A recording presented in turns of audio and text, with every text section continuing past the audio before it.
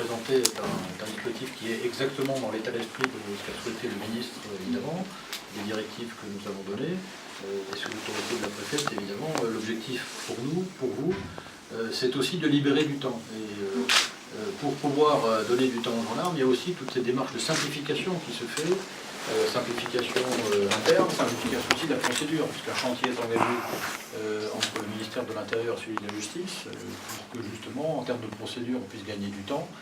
Il y a aussi toute une logique de complémentarité, avec une brigade numérique qui a été créée maintenant et qui a été inaugurée par le ministre la semaine dernière, et qui permettra, j'espère aussi à terme, de soulager la brigade sur tous les renseignements, je dirais, de base, pour que les usagers, les citoyens puissent appeler de jour, de nuit, H24, tout au long de l'année, cette brigade numérique. Et ça permettra de soulager d'autant les effectifs.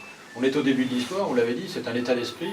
L'état d'esprit, c'est celui d'aller finalement vers la population, parce que c'est finalement à elle que nous dédions notre activité, et à travers les élus notamment, il est important aussi qu'on ait ces échanges. Les échanges auront lieu tous les semestres, donc tous les semestres, il y aura une réunion qui sera organisée avec l'ensemble des élus de la compagnie, les commandants de brigade, pour que justement la gendarmerie rende compte de son activité. Et vous parliez d'évaluation, à fort juste titre, l'évaluation se fait par les usagers et par les élus. Ce n'est pas une évaluation en interne. Et je crois que c'est aussi un état d'esprit sur lequel on peut travailler, parce que c'est bien comme ça que le service public va avancer.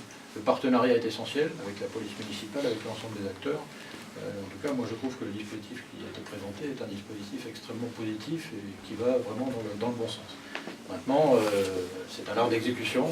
Et il faut effectivement que les choses, je dirais, se déroulent. Parce qu'il y a également une part de formation. On a travaillé sur la formation des gendarmes, donc les jeunes gendarmes qui vont sortir de stage, notamment fin 2018, début 2019, auront un module contact dans leur formation initiale.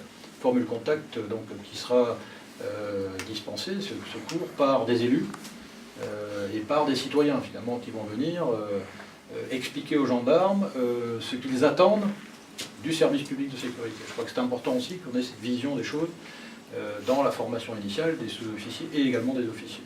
On a également une formation qu'on a mise en place depuis le début de l'année, qui est une formation continue des gendarmes, le Centre national de formation à la sécurité publique, qui est une semaine de rencontres, de formation pour l'ensemble des gendarmes des unités territoriales. Donc c'est vrai que c'est un chantier qui est ambitieux, que le ministre a lancé il y a quelques temps, et sur lequel il va falloir continuer à travailler. Le dernier point que je souhaitais évoquer, c'est finalement l'intelligence locale. La gendarmerie elle est nationale, mais l'intelligence elle est locale. Parce que c'est bien localement qu'on a connaissance, et là ça a été présenté rapidement et très, très justement, on a connaissance du biotope, et les circulaires qui sont diffusées par la direction générale sont évidemment inapplicables dans un certain nombre de cas, ou en tout cas doivent être adaptés. Et c'est là où rentre en jeu cette intelligence de situation du camp en compagnie, du camp en brigade, du camp en communauté de brigade, du gendarme en fait, au quotidien. Et ce discernement, je pense qu'il faut vraiment le mettre en avant, le remettre en avant. Le gendarme, il a une marge d'initiative. Il a les clés du camion, comme je le dis toujours, et on lui laisse le camion et c'est lui qui le conduit. Notre rôle à nous, hiérarchie, c'est de l'accompagner, de l'appuyer, de le soutenir. Mais finalement, c'est bien l'échelon de contact qui est l'échelon déterminant. Voilà un petit peu, en tout cas, moi je trouve que le dispositif qui a été imaginé et présenté est un dispositif qui rentre parfaitement dans l'état d'esprit de ce qui est demandé.